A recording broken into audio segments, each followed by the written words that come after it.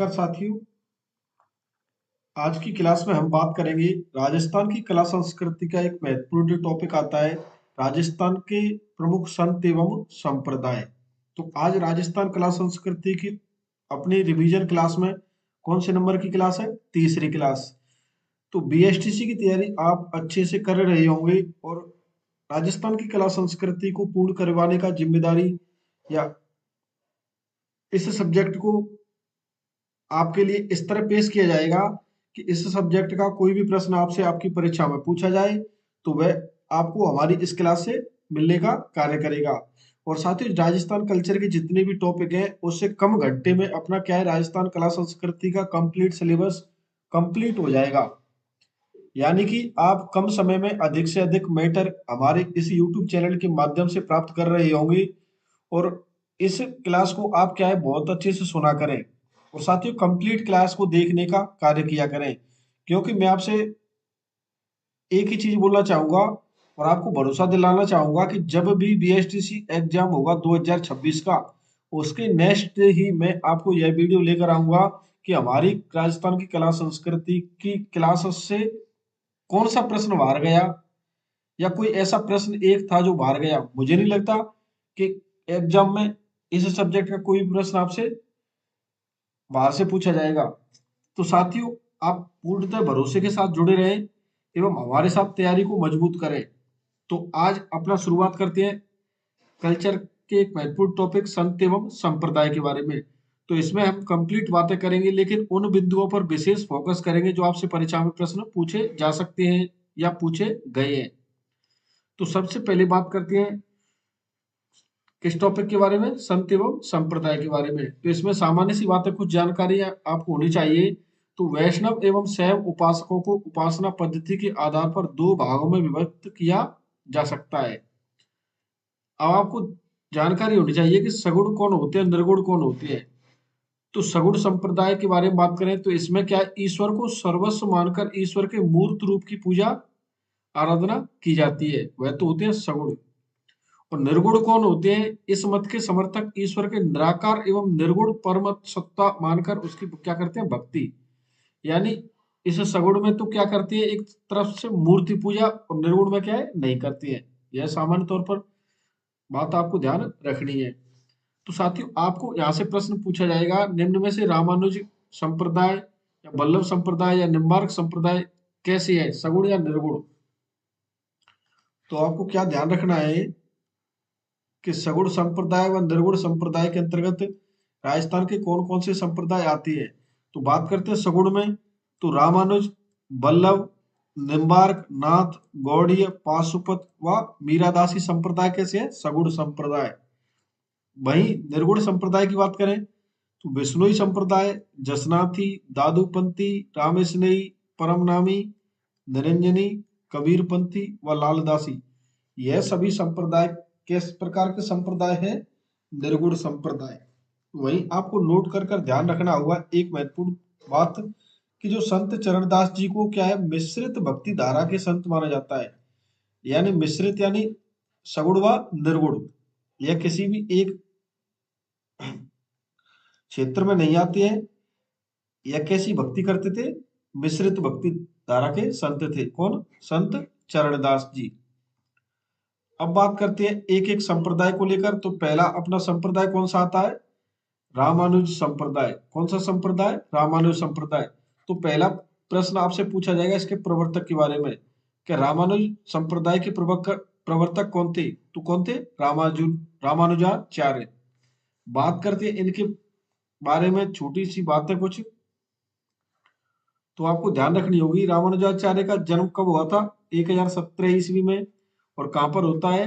तिरुपति नगर, तमिलनाडु में। बात करते हैं इनके गुरु के नाम, तो यमुनाचार्य था। बात करते रचित भाष्य, तो आपको ध्यान रखना होगा श्री भाष्य के लेखक कौन थे? रामानुजाचार्य।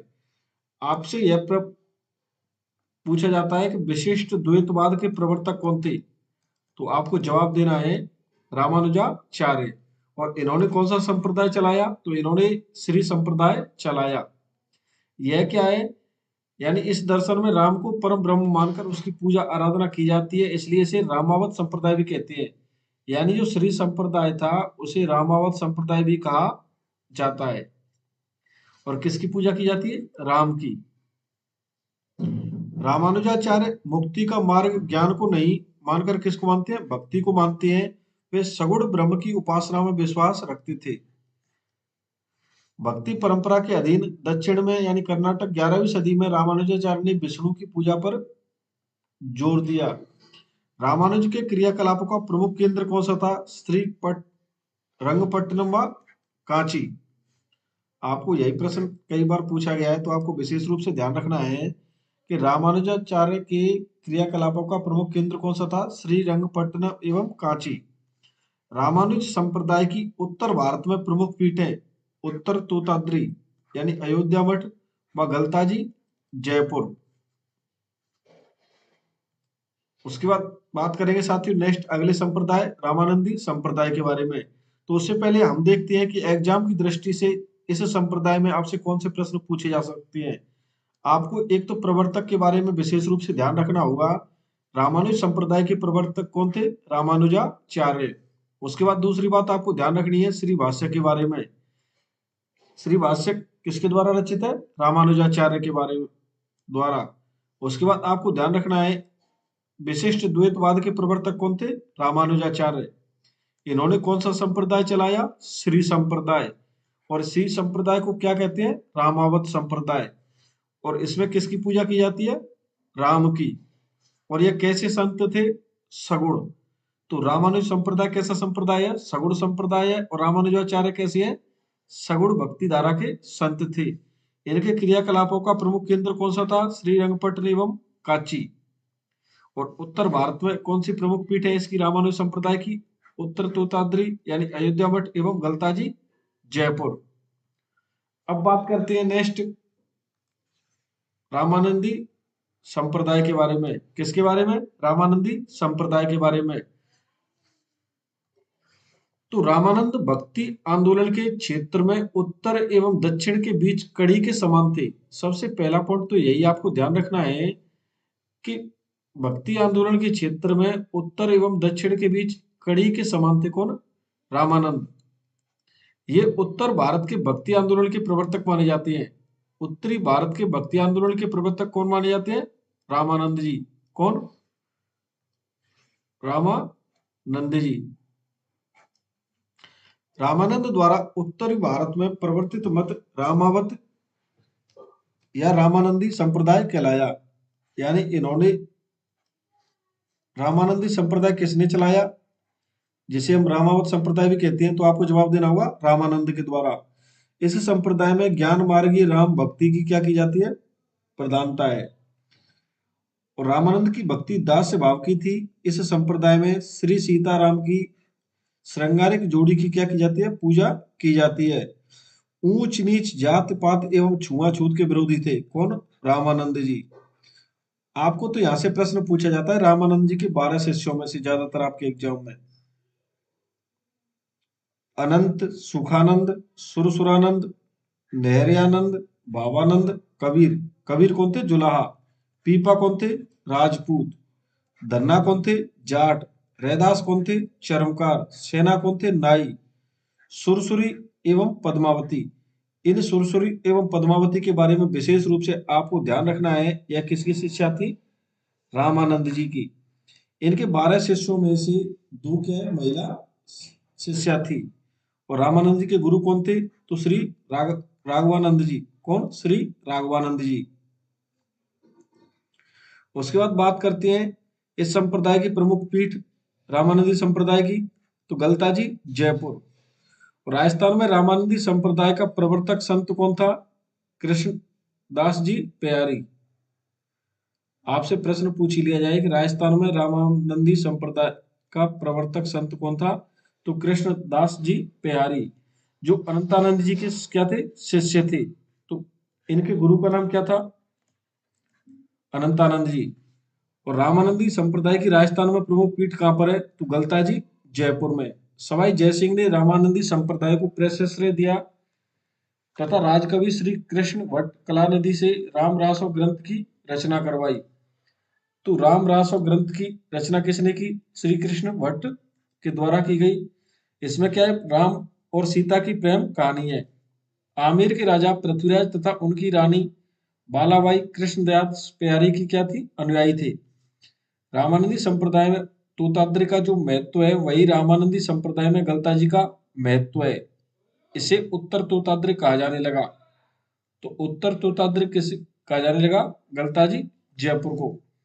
प्यारी के शिष्य अग्रदास ने 16वीं सदी में रेवासा सीकर में रामानंदी संप्रदाय की एक अन्य पीठ स्थापित की। अग्रदास जी ने रसिक संप्रदाय की स्थापना की। आपको ध्यान प्रश्न पूछा जा सकता है कि रसिक संप्रदाय की स्थापना किसने की, अग्रदास जी ने। इस संप्रदाय को जानकी संप्रदाय, सिया संप्रदाय तथा रहस्य संप्रदाय भी कहा जाता है। और रसिक संप्रदाय का प्रमुख ग्रंथ क्या है, ध्यान मंजरी। और ध्यान मंजरी किसने लिखा, अग्रदास जी के द्वारा। तो साथियों आपको ध्यान रखना है किसके बारे में, रामानंदी संप्रदाय के बारे में कौन कौन सी महत्वपूर्ण बात है। एक बार पुनः रिवाइज करवा देता हूं। आपसे पूछा जाए कि भक्ति आंदोलन के क्षेत्र में उत्तर एवं दक्षिण के बीच कड़ी के समान कौन थे, रामानंद जी। और उत्तरी भारत के भक्ति आंदोलन के प्रवर्तक कौन माने जाते हैं, तो आपको जवाब देना है रामानंद जी। और इन्होंने कौन सा संप्रदाय चलाया, रामानंदी संप्रदाय। कौन सा संप्रदाय चलाया, रामानंदी संप्रदाय। और रामानंद जी क्या है, ऊंच नीच जाति पात एवं छुआछूत के कैसे थे, विरोधी थे। और इनके कितने शिष्य थे, टोटल 12 शिष्य थे। तो 12 शिष्यों में सभी के नाम ध्यान रख लें, लेकिन कबीर के बारे में ध्यान रखना है। कबीर कौन था, जुलाहा। पीपा कौन थे, राजपूत। धन्ना कौन थे, जाट। रैदास कौन थे, चर्मकार। सेना, नाई। सुरसरी एवं पद्मावती के बारे में आपको विशेष रूप से ध्यान रखना है। और इन 12 शिष्यों में 2 महिला शिष्याएं थी।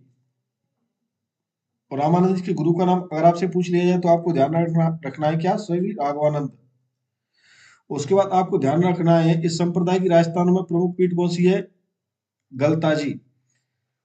और राजस्थान में रामानंदी संप्रदाय का प्रवर्तक कौन था, कृष्णदास जी प्यारी। और इनके गुरु का क्या नाम था, अनंतानंद।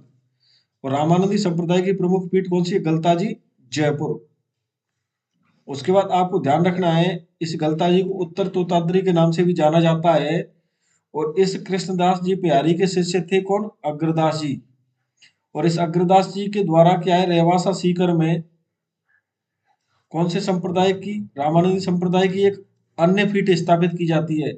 तो रामानंदी संप्रदाय की एक अन्य पीठ रेवासा सीकर में किसके द्वारा स्थापित की गई, अग्रदास जी के द्वारा। और इसी अग्रदास जी ने कौन सा संप्रदाय चलाया, तो आपको जवाब देना है रसिक संप्रदाय। कौन सा संप्रदाय चलाया, रसिक संप्रदाय। और इसे रसिक संप्रदाय को किस अन्य नामों से जाना जाता है, तो आप बताओगे कि इसे क्या है, जानकी संप्रदाय, सिया संप्रदाय या रहस्य संप्रदाय के नाम से भी जाना जाता है। और रसिक संप्रदाय का प्रमुख ग्रंथ है ध्यान मंजरी। तो आपको तो ध्यान रखना है कि ध्यान मंजरी का लेखक कौन था, तो आप जवाब दोगे अग्रदास। ये प्रमुख बातें आपको रामानंदी संप्रदाय के बारे में ध्यान रखनी होगी। उसके बाद बात करते नेक्स्ट अगले संप्रदाय को लेकर। तो अपना अगला संप्रदाय आता है निम्बार्क संप्रदाय। इस निम्बार्क संप्रदाय के बारे में आपको ध्यान रखना होगा, इसके किन किन अन्य नामों से जाना जाता है। तो इसे हंस संप्रदाय या सनकादिक संप्रदाय भी कहा जाता है। और इसके प्रवर्तक कौन थे, श्री आचार्य निम्बार्क। और इन्होंने एक ग्रंथ लिखा वेदांत परिजात। और द्वैताद्वैतवाद के प्रवर्तक कौन थे, तो आप बताओगे श्री निम्बार्काचार्य। और इसकी राजस्थान में प्रमुख पीठ निम्बार्क संप्रदाय की कहां पर है, सलेमाबाद अजमेर में। इस संप्रदाय में राधा जी को कृष्ण की क्या है, परिणता माना जाता है तथा युगल स्वरूप की क्या की जाती है, पूजा की जाती है। तो साथियों इस निम्बार्क संप्रदाय में आपको सभी पॉइंट याद रखने हैं, क्योंकि एग्जाम की दृष्टि से सभी महत्वपूर्ण है और सभी किसी न किसी परीक्षा में पूछे गए हैं। तो एक बार इसे अपन रिवाइज कर लेते हैं। निम्बार्क संप्रदाय को किसके किसके अन्य नामों से जाना जाता है, तो इसे हंस संप्रदाय व संकारिक संप्रदाय कहा जाता है। और इस संप्रदाय के प्रवर्तक कौन थे, तो आपको पता ही है कौन थे, आचार्य निम्बार्काचार्य। और इस निम्बार्काचार्य के द्वारा एक ग्रंथ लिखा गया वेदांत परिजात। और इन्होंने एक द्वैताद्वैतवाद का क्या है, प्रवर्तक थे ये, यानी इन्होंने प्रवर्तक दर्शन, यानी आपसे प्रश्न इस प्रकार पूछा जाएगा कि द्वैताद्वैतवाद या भेदा भेदवाद के प्रवर्तक कौन है, तो आप जवाब दोगे निम्बार्काचार्य। उसके बाद आपसे अगला प्रश्न पूछा जाएगा कि निम्बार्क संप्रदाय की प्रमुख पीठ कौन सी है, कहां पर है, सलीमाबाद अजमेर में। और इसमें किसकी पूजा की जाती है, राधा को कृष्ण की क्या माना जाता है, परिणीता, और युगल स्वरूप में क्या की जाती है, पूजा की जाती है। तो यह बातें हमने देखी निम्बार्क संप्रदाय के बारे में। अब बात करते हैं साथियों नेक्स्ट अगले संप्रदाय। अगले संप्रदाय में नाम आता है सखी संप्रदाय। कौन सा, सखी संप्रदाय। तो निम्बार्क संप्रदाय के संत हरिदास ने कृष्ण भक्ति के सखी संप्रदाय का क्या है, प्रवर्तन किया। तो सखी संप्रदाय किसने चलाया, हरिदास जी ने। और यह कौन से संप्रदाय के संत थे, निम्बार्क संप्रदाय के। और इनके अनुयायी श्री कृष्ण की भक्ति उन्हें सखा मानकर करते थे। कौन से संप्रदाय के, सखी संप्रदाय के। तो सखी संप्रदाय के प्रवर्तक कौन थे, संत हरिदास जी। यह बात आपको विशेष रूप से ध्यान रखनी है। उसके बाद बात करते हैं साथियों नेक्स्ट अपन अगले संप्रदाय को लेकर। तो अपना अगले संप्रदाय में नाम आता है किसका, वल्लभ संप्रदाय, जिसे पुष्टि मार्गी संप्रदाय के नाम से भी जाना जाता है। तो इसका प्रवर्तक आपको ध्यान रखना है कौन था, वल्लभाचार्य। और वल्लभाचार्य जी के पिता का नाम क्या था, लक्ष्मण भट्ट, और माता का क्या नाम था, इल्लमा कारु। आपसे प्रश्न पूछा जाएगा अणु भाष्य के लेखक कौन थे, तो आपको जवाब देना है वल्लभाचार्य जी। और शुद्ध द्वैतवाद के प्रवर्तक कौन थे, इसका भी जवाब आपको क्या देना है, वल्लभाचार्य जी। और इन्होंने कौन सा संप्रदाय चलाया, पुष्टि मार्गी संप्रदाय चलाया। पुष्टि मार्ग का अर्थ क्या होता है, ईश्वर की कृपा। वल्लभाचार्य को विजयनगर शासक कृष्ण देव राय ने कौन सी उपाधि दी, महाप्रभु की उपाधि से विभूषित किया। किसने, विजयनगर के शासक थे कृष्ण राय। किसको उपाधि दी, वल्लभाचार्य जी को। और वल्लभाचार्य को क्या है, वैश्वानरावतार कहा जाता है। वल्लभाचार्य के पुत्र थे कौन, विठल नाथ जी। इन्होंने क्या है, अष्टचाप कवि मंडली का गठन किया। और इसमें कौन कौन शामिल थे, इन सभी के नाम आपको ध्यान रखने हैं। कुंभनदास, सूरदास, परमानंद दास, कृष्णदास, नंददास, चतुर्भुज दास, गोविंद स्वामी व शीत स्वामी। आपसे पूछा जाएगा निम्न में से अष्टचाप कवि मंडली का सदस्य नहीं था, तो आपको आठों नाम ध्यान रखने होंगे। तो साथियों अब बात करते हैं कि वल्लभ संप्रदाय या पुष्टि मार्ग संप्रदाय में से कौन कौन सी बातें आपको ध्यान रखनी है, जो कि एग्जाम की दृष्टि से क्या है, काफी महत्वपूर्ण है। आपको पहली बात ध्यान रखनी है कि एक तो इसका प्रवर्तक कौन था, वल्लभाचार्य। उसके बाद ध्यान रखना है अणु भाष्य किसने लिखा, वल्लभाचार्य जी ने। उसके बाद लिखना है आपको शुद्ध द्वैतवाद के प्रवर्तक कौन थे, तो वल्लभाचार्य जी। उसके बाद कौन सा संप्रदाय चलेगा, पुष्टि मार्गी संप्रदाय। और विजयनगर का एक शासक था कृष्ण देव राय। इस कृष्ण देव राय के द्वारा इसे वल्लभाचार्य जी को कौन सी उपाधि दी गई, महाप्रभु की उपाधि दी गई। और इसे क्या कहा जाता है, वैश्वानरावतार यानी अग्नि का अवतार कहा जाता है। किसे, वल्लभाचार्य जी को। और वल्लभाचार्य जी के पुत्र का नाम था विठलनाथ। और इन्होंने किसका गठन किया, अष्टचाप कवि मंडली का। और इस अष्टचाप कवि मंडली में कौन कौन से 8 कवि शामिल थे, उनके नाम आपको विशेष रूप से ध्यान रखने होंगे। अब बात करते हैं विठलनाथ जी के बारे में। तो विठलनाथ जी ने सूरदास जी को पुष्टि मार्ग का जहाज की संज्ञा दी। पुष्टि मार्ग का जहाज की संज्ञा किसे दी, सूरदास जी को। किसने, विठलनाथ जी ने। इसकी प्रमुख पीठ कहां पर है, नाथद्वारा में, जो कि बनास नदी के तट पर। 1669 में मेवाड़ के महाराणा थे राय सिंह। इनके समय क्या है, श्रीनाथ जी की प्रतिमा वृंदावन से कहां पर लाई गई, सियाड़ गांव, जो कि नाथद्वारा में स्थित है। इस संप्रदाय में मूर्तियों की प्राण प्रतिष्ठा या स्थापना ना करके कृष्ण के क्या है, बाल रूप की उपासना सेवा के रूप में की जाती है। इस सेवा पद्धति में 7 प्रकार के दर्शन होते हैं। ये दर्शन कहलाते हैं जैसे मंगला, ग्वाल, राजभोग, उत्थापन, भोग, आरती और शयन। ऐसे ही 7 रंग की ध्वजाएं, इसलिए श्रीनाथ जी को क्या है, 7 ध्वजा का नाथ भी कहा जाता है। दर्शन के समय गायक परंपरागत रूप में वाद्य वादन के साथ अष्टचाप के कवियों के पद गाते हैं। ये गायकी क्या कहलाती है, हवेली संगीत। श्रीनाथ जी के स्वरूप के पीछे कृष्ण लीला विषयक चित्रावली से युक्त जो पट लगाया जाता है उसे क्या कहते हैं, पिछवाई। तो आपको ध्यान रखना होगा पिछवाई किसे कहते हैं, हवेली संगीत किसे कहा जाता है, श्राद्ध पक्ष में यहाँ के कोमल चौक में केले के पत्तों की साजी बड़ी आकर्षक और अनूठे रूप में बनाई जाती है। बल्लभ संप्रदाय से संबंधित बल्लभ घाट पुष्कर में है और 84 वैष्णवों की वार्ता एवं 52 वैष्णवों की वार्ता ग्रंथ बल्लभ संप्रदाय से संबंधित है। आपको साथियों बल्लभ संप्रदाय के बारे में मैं आपको पहली बात बता चुका हूँ, प्रवर्तक ध्यान रखना है। अणुवास्य के लेखक, शुद्धाद्वैताचार्य के प्रवर्तक, विजयनगर के शासक कृष्णदेव राय ने कौन सी उपाधि दी? महाप्रभु की। और इनके पुत्र कौन थे? विठलनाथ जी। और इन्होंने किसका गठन किया? अष्टचाप कवि मंडली का। किसने? विठलनाथ जी ने। उसके बाद हम बात करते हैं किसके बारे में? वल्लभ संप्रदाय के बारे में। तो प्रमुख पीठ आपको ध्यान रखनी है कहाँ पर है? नाथ द्वारा राज्य संबंध में। और यहाँ पर क्या है? 7 प्रकार के दर्शन कराए जाते हैं। कहाँ पर? सियाड़ गांव, नाथ द्वारा राज संबंध में। और कितनी रंग की ध्वजा फहराई जाती है? 7 रंग की। इसलिए श्रीनाथ जी को क्या कहते हैं? 7 ध्वजा का नाथ कहते हैं। हवेली संगीत किससे संबंधित है? आपको ध्यान रखना है श्रीनाथ जी से। उसके बाद आपको ध्यान रखना है पिछवाई किसे कहा जाता है। उसके बाद नेक्स्ट बात आपको ध्यान रखनी है 84 वैष्णवों की वार्ता एवं 52 वैष्णवों की वार्ता जो ग्रंथ है वह कौन से संप्रदाय से संबंधित है? तो आपका जवाब होगा वल्लभ संप्रदाय से। उसके बाद बात करते हैं वल्लभ संप्रदाय की प्रमुख 7 सीटों के बारे में, यानी पीठों के बारे में। साथियों सभी को मिलान करने को लेकर आपसे प्रश्न पूछा जाता है, इसलिए आपको बहुत अच्छे से ध्यान रखना है। मथुरेश जी कोटा, मदन मोहन जी कामा, गोकुल चंद्र जी कामा। कामा साथियों भरतपुर में नहीं है, कामा प्रेजेंट में कहां पर है? डीग में, क्योंकि डीग क्या है? अलग से जिला बन चुका है। विठलनाथ जी नाथ द्वारा राजसमंद, द्वारकाधीश जी काकरौली राजसमंद, और बालकृष्ण जी सूरत गुजरात, और गोकुलनाथ जी गोकुल उत्तर प्रदेश में।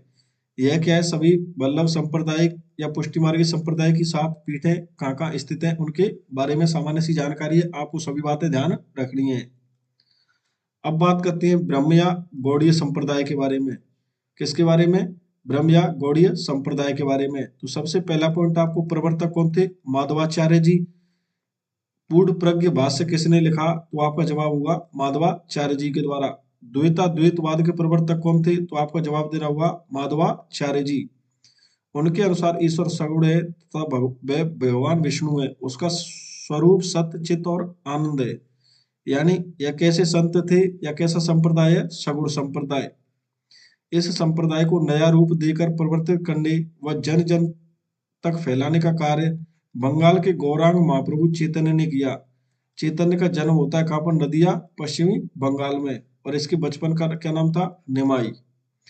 गौड़ीय संप्रदाय चैतन्य महाप्रभु की परंपरा से जुड़ा है, इसलिए इस पर ओडिशा के जगन्नाथपुरी के रीति रिवाजों की छाप स्पष्ट है। प्रमुख पीठ कहाँ पर है? गोविंद देव जी का मंदिर जयपुर में, और इस मंदिर का जो निर्माण किसने करवाया? सवाई जय सिंह ने।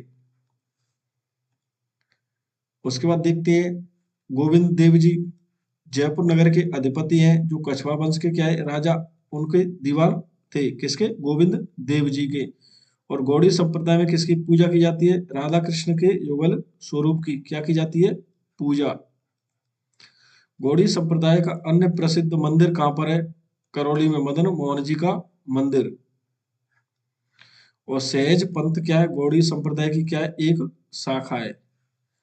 तो साथियों आपको ब्रह्म संप्रदाय या गौड़ीय संप्रदाय में कौन कौन सी महत्वपूर्ण बातें ध्यान रखनी है?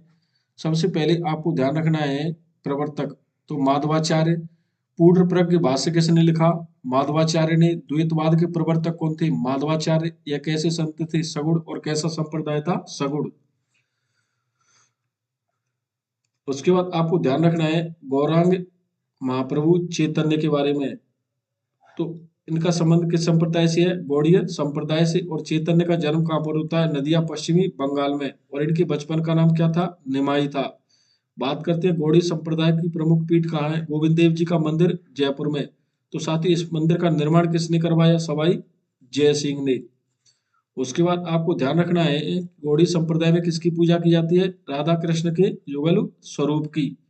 बात करते हैं गौड़ीय संप्रदाय का अन्य प्रसिद्ध मंदिर कहाँ पर है? तो मदन मोहन जी का मंदिर करौली में।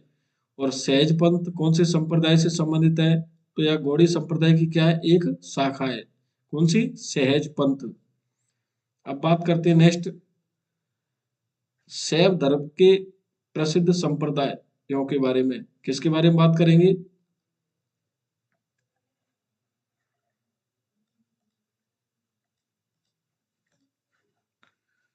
अब बात करेंगे किसके बारे में? शैव धर्म के प्रसिद्ध संप्रदायों के बारे में। तो राजस्थान में शिव की अर्चना एकलिंग, गिरपति, समाधीश्वर, भवानीपति, अचलेश्वर, पिनाकिन, स्वयंभू आदि विविध नामों से की जाती है। महाभारत काल में शिव पूजकों का धर्म माहेश्वर के नाम से प्रसिद्ध था। आपको तो यह संप्रदायों के नाम विशेष रूप से ध्यान रखनी है। कापालिक संप्रदाय, लकुलिश या पाशुपत संप्रदाय, नाथ संप्रदाय, यह किससे संबंधित है? शैव से। तो कापालिक संप्रदाय जो लोग भैरव को शंकर या अवतार मानते हैं उन्हें कापालिक शैव कहते हैं। राजस्थान के ग्रामीण क्षेत्र में कापालिक साधु अधिक संख्या में मिलते हैं। लकुलिश या पाशुपत संप्रदाय, इस संप्रदाय के प्रचारक लकुलिश नामक साधु थे। पाशुपत मतावलंबी लकुलिश को शिव का 28वां एवं अंतिम अवतार मानते हैं। मेवाड़ में हरित ऋषि लकुलिश संप्रदाय के साधु थे। उदयपुर का राज परिवार इन्हीं का शिष्य था। उदयपुर जिले में स्थित एकलिंग मंदिर लकुलिश संप्रदाय का प्रसिद्ध मंदिर है। तो आपको साथियों इस लकुलिश या पाशुपत संप्रदाय में सिर्फ एक बात ध्यान रखनी है कि इसका प्रसिद्ध मंदिर कौन सा है? एकलिंग जी का मंदिर, जो कि कहां पर स्थित है? उदयपुर में। कहां पर? यह किस संप्रदाय से संबंधित है? एकलिंग जी का मंदिर लकुलिश या पाशुपत संप्रदाय से। उसके बाद बात करें वैष्णव धर्म में विकसित नाथ संप्रदाय की प्रमुख गद्दी। तो साथियों मत बात करते हैं वैष्णव धर्म में विकसित नाथ संप्रदाय की प्रमुख गद्दी कहां पर है? श्री मंदिर। तो आपको तो ध्यान रखना है कि जो ये श्री मंदिर है यह कहां पर है? जालौर में। कहां पर है? जालौर में। और इनकी एक गद्दी कहां पर है? महामंदिर जोधपुर में। किस संप्रदाय की? नाथ संप्रदाय की। अब बात करते हैं नेक्स्ट। साथियों अब तक हम बात कर चुके राजस्थान के प्रमुख संप्रदायों के बारे में। अब यहाँ से आगे बात करेंगे हम एक एक करके राजस्थान के प्रमुख संतों के बारे में। किसके बारे में? राजस्थान के प्रमुख संतों के बारे में। तो सबसे पहले नाम आता है प्रसिद्ध संत राजस्थान की संत जामोजी का। किसका नाम आता है? संत जामोजी का। अब बात करते हैं जामोजी के बारे में। तो जामोजी के बारे में सामान्य सी जानकारी देखते हैं। इनका जन्म कहाँ पर होता है? पीपासर नागौर में 1451 ईस्वी में। और स्थित दिन था भाद्र कृष्ण अष्टमी। और पवार वंशीय राजपूत परिवार में क्या होता है? इनका जन्म। बात करें पिता का नाम क्या था? लोहट जी। माता का नाम क्या था? हंसा देवी। बात करें इनके संत जामोजी के बचपन का नाम क्या था? धनराज। गुरु का क्या नाम था? गोरखनाथ जी। इनके उपनाम आपको ध्यान रखनी है। पर्यावरण वैज्ञानिक, गुंगा गुहेला, विष्णु का अवतार। आपसे पूछा जाएगा किस प्रसिद्ध राजस्थान के प्रसिद्ध संत को पर्यावरण वैज्ञानिक नाम से जाना जाता है? तो आपको जवाब देना होगा संत जाम्बोजी। और साथियों इस संत जाम्बोजी के द्वारा एक संप्रदाय चलाया गया, विष्णुई संप्रदाय। यानी 1485 ईस्वी को कार्तिक कृष्ण अष्टमी को के दिन समराथल बीकानेर में किसकी स्थापना की गई? विष्णुई संप्रदाय की। कहां पर? समराथल बीकानेर में। और जामोजी ने अपने अनुयायियों को 29 सिद्धांतों, कितने सिद्धांत? 29 सिद्धांत पालन करने का क्या है? आदेश दिया। और इन्हीं सिद्धांतों का पालन करने वाले क्या कहलाए? विष्णुई कहलाए।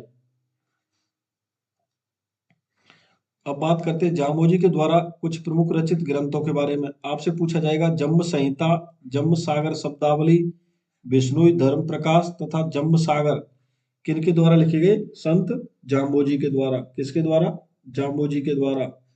1536 में क्या है? इनका देहांत हो जाता है। और इनकी समाधि कहां पर बनी हुई है? तालवा गांव के निकट। और यह स्थान किस नाम से जाना जाता है? मुकाम। कहां पर स्थित है? बीकानेर में। और यहीं पर क्या है? वर्ष में 2 बार मेला लगता है, फाल्गुन व आश्विन माह की अमावस्या को। बात करते हैं बिश्नोई संप्रदाय के अन्य आराध्य स्थलों के बारे में। तो पीपासर नागौर, लालासर बीकानेर, रामड़ावास जोधपुर, जांगलू बीकानेर, जाम्बा जोधपुर। बिश्नोई संप्रदाय का उपदेश स्थल क्या कहलाता है? साथरी। अब बात करते हैं नेक्स्ट संत के बारे में, जसनाथ जी के बारे में। तो साथी उससे पहले बात करेंगे हम कि संत जाम्बू जी के बारे में आपको कौन कौन सी प्रमुख बातें ध्यान रखनी है जो आपसे एग्जाम में पूछी जा सकती है। तो एक तो इनका जन्म स्थान ध्यान रख लेना, पीपासर, नागौर। उसके बाद आपको ध्यान रखना होगा बचपन का नाम धनराज, गुरु का नाम गोरखनाथ जी। उसके बाद आपको संत जाम्बू जी के उपनामों के बारे में ध्यान रखना है। उसके बाद ध्यान रखना है बिश्नोई संप्रदाय की स्थापना कब की गई? 1485 को। कार्तिक कृष्ण अष्टमी को कहां पर की गई? समराथल, बीकानेर में। किसके द्वारा? संत जाम्बू जी के द्वारा। और इन्होंने कितने सिद्धांत दिए? 29 सिद्धांत। और 29 सिद्धांतों को पालन करने वाले कौन कहलाए? बिश्नोई कहलाए। उसके बाद आपको इनके प्रमुख ग्रंथों के बारे में नाम ध्यान रखना है। जम्म संहिता, जम्म सागर शब्दावली, विष्णुई धर्म प्रकाश व जम्म सागर के लेखक कौन थे? जाम्बोजी। उसके बाद आपको ध्यान रखना है कि इनकी समाधि कहाँ पर बनी हुई है? तालवा गांव के निकट, जो कि यह स्थान किस नाम से जानता है? मुकाम के नाम से। और मुकाम कहाँ पर है? बीकानेर में। और उसके बाद आपको ध्यान रखना है विष्णुई संप्रदाय का उपदेश स्थल क्या कहलाता है? तो क्या कहलाता है? साथरी कहलाता है। अब बात करते हैं नेक्स्ट अगले राजस्थान के प्रमुख संत के बारे में, जिसमें नाम आता है जसनाथ जी का। किसका? जसनाथ जी का। जसनाथ जी के बारे में बात करें तो इनका जन्म होता है 1482 में। कहां पर? कतरियासर, बीकानेर में, जाट परिवार में। बात करते हैं हमीर जी जानी इनके पिता थे, वही रूपा दे क्या थी इनकी माता का नाम। बात करें बचपन का नाम तो जसवंत सिंह इनके बचपन का नाम था। गुरु का नाम था गोरखनाथ जी। बात करते हैं इन्होंने जसनाती संप्रदाय की स्थापना की कहां पर? कतरियासर, बीकानेर में। तो इसकी प्रधान पीठ कहां पर है? कतरियासर, बीकानेर। तो इन्होंने कितने नियम दिए? तो जसनाती संप्रदाय में कुल कितने नियम होते हैं? तो आपको जवाब देना होगा 36 नियम। कितने नियम होते हैं? 36 नियम। साथियों इस संप्रदाय के लोग क्या है? गले में काले रंग का धागा बांधते हैं। आपको ध्यान रखना होगा कि जसनाती संप्रदाय के लोग गले में क्या है? काले रंग का धागा बांधते हैं तथा जाल वृक्ष तथा मोर के पंख को क्या है? पवित्र मानते हैं। कौन से संप्रदाय में? जसनाती संप्रदाय में। जसनाथ जी के बारे में आपको नेक्स्ट बात ध्यान रखनी है कि गोरख मालिया नामक स्थान पड़ता है बीकानेर में। इस स्थान पर जसनाथ जी के द्वारा क्या है? 12 वर्ष तक क्या की गई? कठोर तपस्या की गई। और जीवों पर दया का क्या है? यहाँ से संदेश दिया गया। किसके द्वारा? संत जसनाथ जी के द्वारा। बात करते हैं संत जसनाथ जी ने जीवित समाधि ली। तो जीवित समाधि कहां पर ली? कतरियासर में। और 24 वर्ष की आयु में ली। कौन से सन? 1506 में ली। और उस दिन दिन पड़ता है आश्विन शुक्ल सप्तमी का। उसके बाद बात करें कतरियासर क्या है? जसनाती संप्रदाय का मुख्य साधना तथा पूज्य स्थान है। यहाँ वर्ष में क्या है? 3 बार मेला लगता है। आपको ध्यान रखना होगा आश्विन शुक्ल सप्तमी को, माह शुक्ल सप्तमी को व चैत्र शुक्ल सप्तमी को। तो तीनों माह के नाम आपको ध्यान रखने हैं। आश्विन, माघ और चैत्र की शुक्ल सप्तमी को क्या है? यहाँ पर मेला लगता है। कहाँ पर? कतरियासर में। और कतरियासर स्थान कहाँ पर पड़ता है? तो आपको पता है बीकानेर में। कहाँ पर? बीकानेर में। बात करते हैं अग्नि नृत्य के बारे में।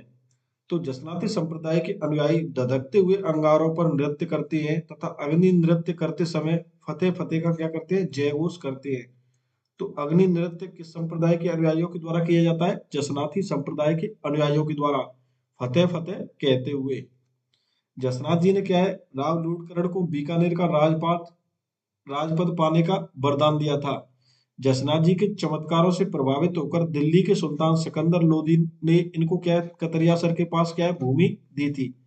आपको ध्यान रखना है कि संत जसनाथ जी के चमत्कारों से प्रभावित होकर दिल्ली के किस सुल्तान के द्वारा कतरियासर के पास इन्हें भूमि दी? तो आपको प्रमुख नाम ध्यान रखना है सिकंदर लोदी का, कि सिकंदर लोदी ने इनको क्या क्या दी? कतरियासर के पास भूमि दान दी। किसको? जसनाथ जी को। जसनाथी संप्रदाय के प्रमुख ग्रंथ के आपको ध्यान रखने हैं सिंबुदड़ा व कोंडा। और जसनाथ जी संप्रदाय के प्रमुख शिष्य लालनाथ जी, रामनाथ जी, रुस्तम जी। बात करते हैं इस संप्रदाय की अन्य पीठों के बारे में, तो मालासर बीकानेर, लिखमादेसर बीकानेर, पुनरासर बीकानेर, बामलू बीकानेर व पांचला नागौर।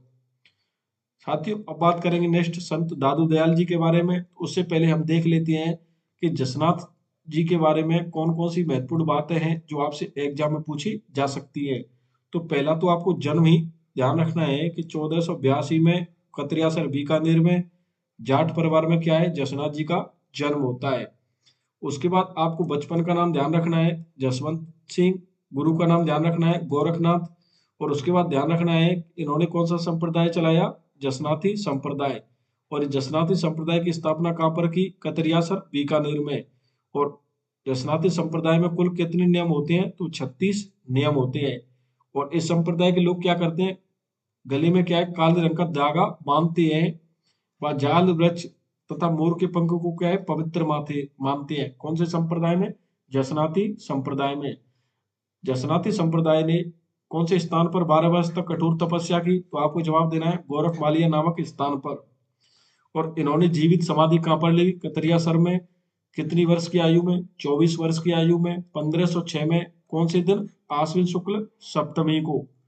उसके बाद आपको ध्यान रखना है कि कतरियासर बीकानेर में कितनी बार मेला लगता है, 3 बार। कौन कौन से माह में, आश्विन, माघ व चैत्र शुक्ल सप्तमी को। अग्नि नृत्य के बारे में आपको विशेष रूप से ध्यान रखना है, बीएसटीसी में कई बार पूछा गया है। यह जसनाती संप्रदाय के अनुयायियों के द्वारा धधकते हुए अंगारों पर किया जाता है और फतेह फतेह कहते हुए। और राव लूड़करण को बीकानेर का राजपद पाने का वरदान दिया, किसके द्वारा, जसनाथ जी के द्वारा।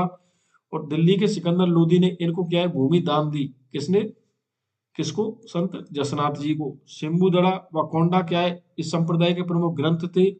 और प्रमुख शिष्यों में नाम आते हैं लालनाथ जी, रामनाथ जी, रुस्तम जी।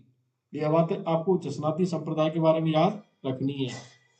अब बात करते हैं साथियों राजस्थान के प्रमुख संत दादू दयाल जी के बारे में। किसके बारे में, संत दादू दयाल जी के बारे में। तो दादू दयाल जी का जन्म कब होता है, 1544 को। कहां पर, अहमदाबाद गुजरात में। आपसे प्रश्न पूछा जाता है राजस्थान का कबीर के नाम से किसे जाना जाता है, संत दादू दयाल जी को। इनके गुरु का नाम था बुड्ढन जी या वृद्धानंद जी। तो गुरु का नाम आपको ध्यान रखना है। और इन्होंने क्या चलाया, दादू पंथ चलाया। किसने, दादू दयाल जी ने। और दादू पंथ की प्रधान पीठ कहां पर स्थित है, नारायणा, जो कि जयपुर में स्थान है। कौन सा, नारायणा। दादू दयाल जी क्या है, 19 वर्ष की आयु में राजस्थान आ गए। और 1568 में इन्होंने क्या है, सांबर में अपना प्रथम उपदेश दिया। और दादू पंथ का जो सत्संग स्थल होता है उसे क्या कहते हैं, अलख दरीबा कहते हैं। और यह कैसे संत थे, तो यह निर्गुण संत थे। और दादू दयाल जी। और इनके मंदिर को क्या कहते हैं, तो इनके मंदिर को कहते हैं दादू द्वारा। और 1585 में क्या है, इन्होंने आमेर के राजा थे भगवंत दास। इस भगवंत दास के साथ क्या है, फतेहपुर सीकरी जो कि यूपी में पड़ता है, वहां जाकर किससे मुलाकात की, अकबर से। किसके द्वारा, संत दादू दयाल जी के द्वारा। और बात करते हैं दादू दयाल जी के देहांत के बारे में। तो साथियों साथ दादू दयाल जी मारवाड़ तथा ढूंढाड़ की यात्रा करते हुए 1602 में क्या है, नारायणा में आए। और यहीं पर क्या है, 1603 में ज्येष्ठ कृष्ण अष्टमी को क्या है, देहांत हो गया।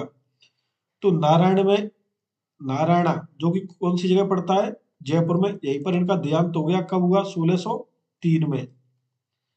उसके बाद बात करते हैं नेक्स्ट दादू दयाल जी के बारे में। दादू दयाल जी का शरीर बहराणा की पहाड़ी के नीचे दादू खोल नामक स्थान पर रख दिया गया था। दादू पंथी इस स्थान को क्या है, अत्यंत पवित्र मानते हैं। दादू पंथ में क्या है, मृत व्यक्ति को जलाते या दफनाते नहीं है, बल्कि क्या है, खुले मैदान में पशु पक्षियों को खाने के लिए क्या कर देते हैं, रख दिया जाता है। इनका मुख्य मेला लगता है फाल्गुन शुक्ल अष्टमी को।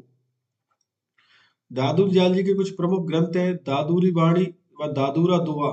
इनके लेखक कौन थे, दादू दयाल जी। दादू दयाल जी ने अपने उपदेश कौन सी भाषा में दिए, ढूंढाड़ी या सदुकड़ी भाषा में। दादू दयाल कबीर की तरह सुधारवादी आचरण और मोक्ष के मूल्यों को मानने वाले तथा परम तत्व की तलाश करने वाले थे। उपदेश व विचार दादू की वाणी व दोहा नामक ग्रंथों में मिलती है। साथियों, दादू दयाल जी के उपदेश व विचार कहाँ पर मिलते हैं? दादू जी की वाणी तथा दोहा नामक ग्रंथों में मिलती है। और इन्होंने निर्गुण भक्ति का क्या है संदेश दिया। और साथियों, एक प्रमुख प्रसिद्ध ग्रंथ है कायावेली। इसकी रचना भी किसके द्वारा की गई? दादू दयाल जी के द्वारा। दादू पंथ की कुछ शाखाएं थी, उन शाखाओं के नाम आपको ध्यान रखने हैं। खाकी, नागा, खालसा, विरक्त, उत्तरादे। कौन सी? खाकी, नागा, खालसा, विरक्त व उत्तरादे। तो साथियों, अब बात करेंगे नेक्स्ट संत पीपा के बारे में। उससे पहले हम देख लेते हैं संत दादू दयाल जी के बारे में आपसे कौन से महत्वपूर्ण प्रश्न पूछे जा सकते हैं। तो सबसे पहले तो आपको ध्यान रखना होगा इनके जन्म स्थान को लेकर। इनका जन्म होता है 1544 में अहमदाबाद गुजरात में। उसके बाद इनके गुरु का नाम वृद्धानंद जी था, आपको ध्यान रखना है। और इसे क्या कहते हैं? राजस्थान का कबीर कहा जाता है। उसके बाद आपको ध्यान रखना है इन्होंने किसकी स्थापना की? दादू पंथ की। और दादू पंथ की प्रधान पीठ कहाँ पर है आपसे पूछा जाएगा, तो आपको बताना है नारायणा जयपुर में। और इन्होंने प्रथम उपदेश कहाँ पर दिया दादू दयाल जी ने? तो आपको जवाब देना है सांबर में। और इनके सत्संग स्थल को क्या कहते हैं? दादू पंथ के सत्संग स्थल को अलख दरीवा कहा जाता है। निर्गुण भक्ति का संदेश संदेश दिया। और इनके मंदिर को क्या कहते हैं? दादू द्वारा कहा जाता है। और दादू दयाल जी ने क्या 1585 में फतेहपुर सीकरी जाकर किससे मुलाकात की? अकबर से। और 1603 में नारायणा जयपुर में क्या इनकी मृत्यु हो जाती है? किसकी? संत दादू दयाल की। यह बात आपको प्रमुख रूप से ध्यान रखनी है। उसके बाद आपको ध्यान रखना है कि यह क्या है, दादू पंथ में क्या है, मृत व्यक्ति को जलाते नहीं है, क्या कर देते हैं? पशु पक्षियों को खाने के लिए छोड़ देते हैं। और इनका मेला कब लगता है? फाल्गुन शुक्ल अष्टमी को। और दो प्रमुख ग्रंथों के नाम आपको ध्यान रखने हैं। उसके बाद आपको ध्यान रखना है इन्होंने अपने उपदेश कौन सी भाषा में दिए? ढूंढाड़िया सदुकड़ी भाषा में। उसके बाद आपको ध्यान रखना है कायावेली ग्रंथ की रचना किसने ने की? दादू दयाल जी ने। उसके बाद ध्यान रखना है दादू पंथ की 5 शाखाओं के नाम। खाकी, नागा, खालसा, विरक्त व उत्तरादे। अब बात करते हैं नेक्स्ट राजस्थान के प्रसिद्ध संत संत पीपा जी के बारे में। किसके बारे में? संत पीपा जी के बारे में। तो संत पीपा जी के बारे में आपको ध्यान रखना होगा इनका जन्म कब होता है? 1485 में हुआ माना जाता है। साथियों, इसके जन्म को लेकर ऐसा माना जाता है इनका जन्म कब होता है? 1425 में। और कहां पर हुआ? तो गागरो दुर्ग झालावाड़ में। बात करते हैं पिता का नाम क्या था? कड़ावाराव। माता का नाम था लक्ष्मीवती। जाति किस जाति में? कीची राजपूत वंश में क्या इनका जन्म होता है। गुरु का नाम क्या था? तो आपको ध्यान रखना है रामानंद जी। साथियों, संत पीपा का वास्तविक नाम क्या था? तो प्रताप सिंह कीची कीची था इनका वास्तविक नाम। रामानंद जी के क्या है? शिष्य थे। आपको ध्यान रखना है दर्जी समाज के प्रमुख देवता या प्रसिद्ध संत। तो आपको जवाब देना होगा संत पीपा। और यह संत पीपा क्या है? गागरोन के क्या है? शासक थे। गागरोन कहाँ पर पड़ता है? झालावाड़ में। और इन्होंने कैसा संदेश दिया? निर्गुण भक्ति का इन्होंने क्या है? संदेश दिया। और मोक्ष प्राप्ति का मुख्य साधन किसे मानते हैं? तो आपको बताना होगा भक्ति को। यानी नाम स्मरण को इन्होंने क्या है? मोक्ष भक्ति का प्रमुख साधन माना। किसने? संत पीपा के द्वारा। संत पीपा के प्रमुख ग्रंथ आपको ध्यान रखनी है। पीपा की कथा, पीपा की वाणी, पीपा पर्ची, चेतावनी। उसके बाद आपसे पूछा जाएगा संत पीपा की छतरी के बारे में। तो कहां पर है? गागरोन दुर्ग में। संत पीपा की गुफा कहां पर है? टोडा गांव टोंक में। और संत पीपा का मंदिर कहां पर है? समदड़ी गांव बाड़मेर में। तीनों ही प्रश्न किसी न किसी परीक्षा में पूछे जा चुके हैं, तो आपको विशेष रूप से ध्यान रखने हैं। अब बात करेंगे नेक्स्ट संत धन्ना के बारे में। तो साथियों, उससे पहले बात कर लेते हैं अपन पीपा के बारे में। आपसे कौन से प्रश्न पूछे जा सकते हैं और कौन से पूछे गए हैं, आपको कौन कौन सी बात है प्रमुख रूप से ध्यान रखनी है। तो संत पीपा के बारे में सबसे पहले बात आपको ध्यान रखनी है, इनका जन्म कहां पर हुआ? गागरोन दुर्ग झालावाड़ में। और इनका वास्तविक नाम क्या था? प्रताप सिंह खींची। और इनके गुरु का नाम क्या था? रामानंद जी। और दर्जी समाज के प्रमुख संत या आराध्य देवता कौन थे? संत पीपा। और यह कौन थे? गागरोन के शासक थे। और इन्होंने कैसा संदेश दिया? निर्गुण भक्ति का। और मोक्ष प्राप्ति का मुख्य साधन किसे माना? भक्ति को। उसके बाद आपको ध्यान रखना है संत पीपा की छतरी कहाँ पर है, गागरोन दुर्ग में। संत पीपा की गुफा कहाँ पर है, टोड़ा गांव टोंक में। संत पीपा का मंदिर कहाँ पर है, समदड़ी गांव बाड़मेर में। यह प्रमुख बात है, आपको संत पीपा के बारे में ध्यान रखनी है। अब बात करते हैं नेक्स्ट प्रसिद्ध संत धन्ना के बारे में। किसके बारे में, संत धन्ना के बारे में।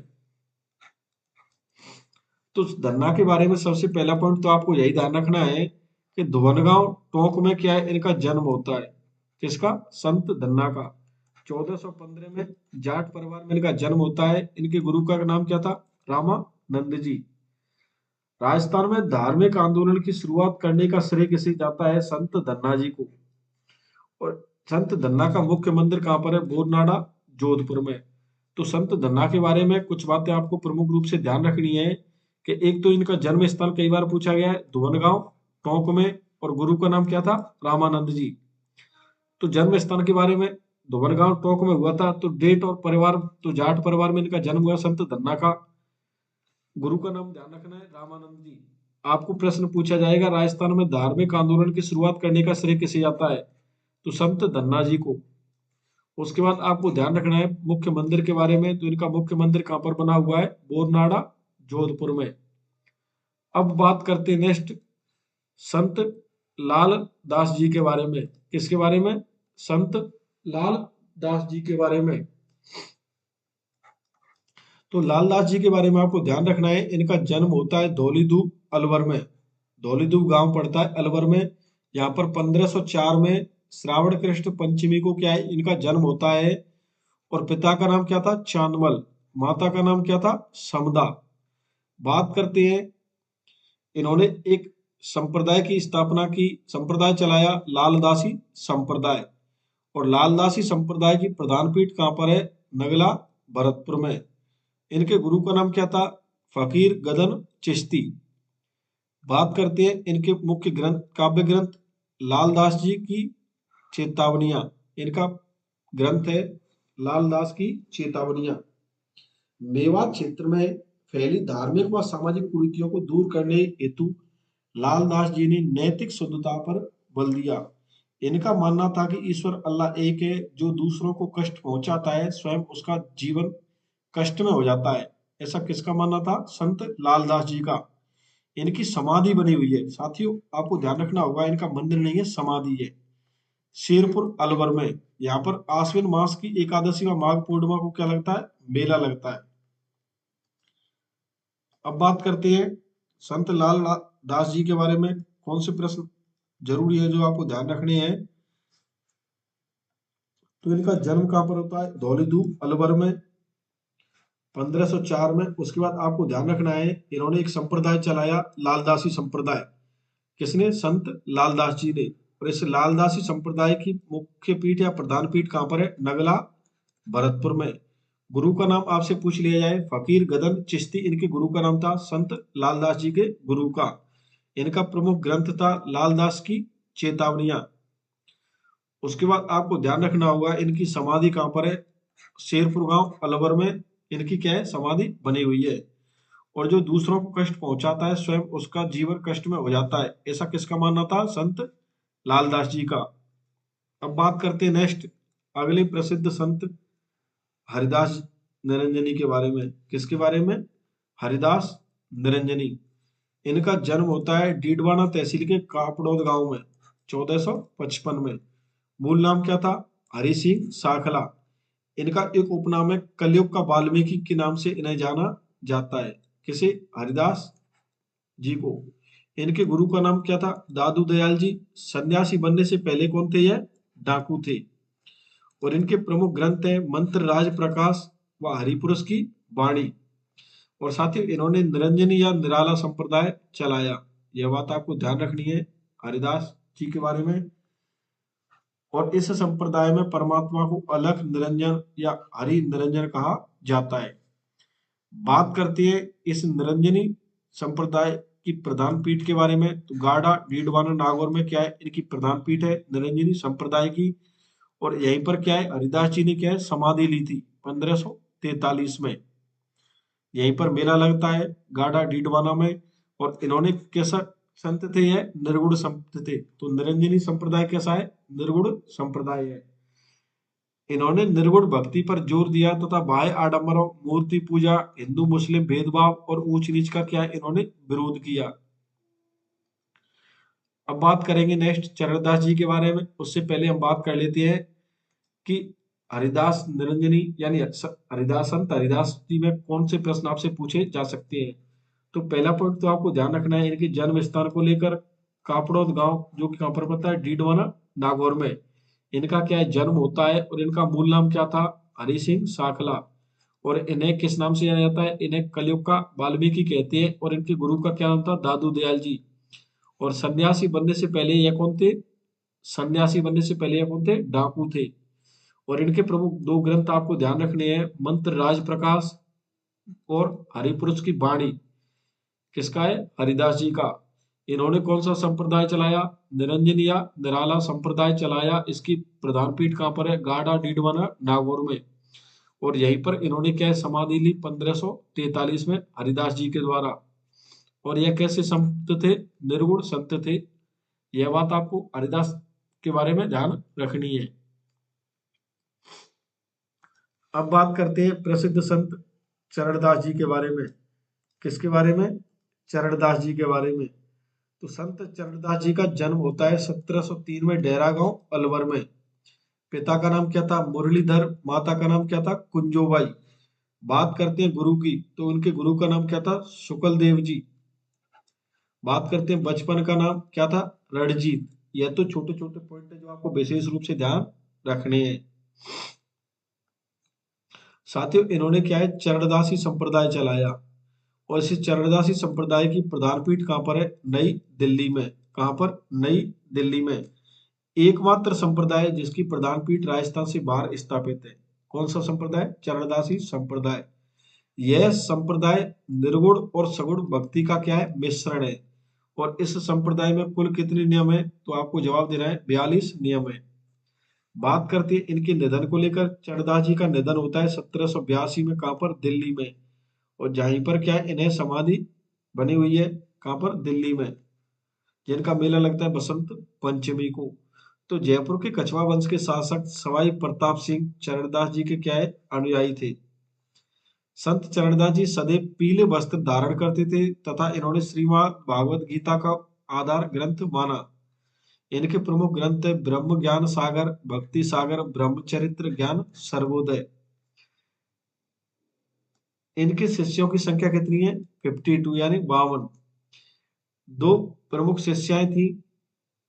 दयाबाई। दयाबाई के प्रमुख ग्रंथ थे दयाबोध व विनय मालिका। सहजोबाई दूसरी शिष्या थी। दूसरी शिष्या के प्रमुख ग्रंथ कौन से हैं? सहज प्रकाश, शबदवाणी व 16 तिथि। तो अब बात करते हैं चरणदास जी में से आपसे कौन से प्रश्न पूछे जा सकते हैं। तो साथियों, सबसे पहला तो आपको यही ध्यान रखना है इनका जन्म कहाँ पर होता है? डेरा गांव अलवर में। दूसरा बात आपको ध्यान रखना है इनके गुरु का नाम और इनके बचपन का नाम। तीसरी बात आपको ध्यान रखनी है इन्होंने कौन सा संप्रदाय चलाया? चरणदासी संप्रदाय, जिसकी प्रधान पीठ कहाँ पर है? दिल्ली में। और यह कैसा संप्रदाय था? निर्गुण व सगुण का मिश्रण था। और इस संप्रदाय में कुल कितने नियम थे? 42 नियम थे। संत चरणदास जी की समाधि के बारे में पूछा जा सकता है, कहां पर बनी हुई है? तो आपको जवाब देना है दिल्ली में। कहां पर? दिल्ली में। इनके प्रमुख ग्रंथों के नाम आपको ध्यान रखनी है ब्रह्म ज्ञान सागर, भक्ति सागर, ब्रह्मचरित्र व ज्ञान सर्वोदय। उसके बाद आपको ध्यान रखनी है इनके शिष्यों की संख्या कितनी थी? 52। दो प्रमुख शिष्याएं हैं दयाबाई व सहजोबाई। इनके ग्रंथों को लेकर आपसे प्रश्न पूछा जाता है। तो दयाबाई के प्रमुख ग्रंथ कौन थे? दयाबोध व विनय मालिका। और सहजोबाई के प्रमुख ग्रंथ थे सहज प्रकाश, शबदवाणी व 16 तिथि। यह पॉइंट आपको चरणदास जी में ध्यान रखनी है। अब बात करते हैं नेक्स्ट अगले प्रमुख संत का नाम आता है, जिसमें संत मावजी। कौन? संत मावजी। तो संत मावजी में आपको कौन कौन सी बातें ध्यान रखनी है कि एक तो इनका जन्म 1714 ईस्वी में कहां पर होता है? सावला गांव डूंगरपुर में। कहां पर? सावला गांव डूंगरपुर में। पिता का नाम था दारू दालरूम सिंह। माता का नाम था केसरबाई। इन्होंने संप्रदाय चलाया निष्कलंक संप्रदाय। कौन सा संप्रदाय चलाया संत बाबूजी के द्वारा? निष्कलंक संप्रदाय। और इस निष्कलंक संप्रदाय की प्रधान पीठ कहां पर है? सांवला गांव डूंगरपुर में। साथ ही जब इनकी 12 वर्ष की आयु थी तो यह क्या है, घर छोड़कर माही और सोम नदी के संगम पर एक गुफा में क्या है, तपस्या करने लगे। इसी स्थान पर इन्होंने क्या है 1784 को माघ शुक्ल एकादशी के दिन, जो उस दिन था गुरुवार, इन्हें क्या ज्ञान प्राप्त हुआ और उसी दिन क्या है वहीं पर संत महावीर जी ने वैडेश्वर नामक धाम की स्थापना की। तो वैडेश्वर धाम की स्थापना किसने की? संत महावीर जी ने। इन्होंने लसाड़ा के पटेल भक्त की दान राशि से अहमदाबाद से कागज मंगवाया और धौलागढ़ में एकांतवास करके 5 बड़े ग्रंथों की रचना की, जिनके छंदों की संख्या 72,96,000 बताई जाती है। वाद विवाद की शैली में लिखे गए ग्रंथ क्या कहलाते हैं? चौपड़ा। तो संत महावीर जी के प्रमुख ग्रंथ क्या कहलाते हैं? संत महावीर जी के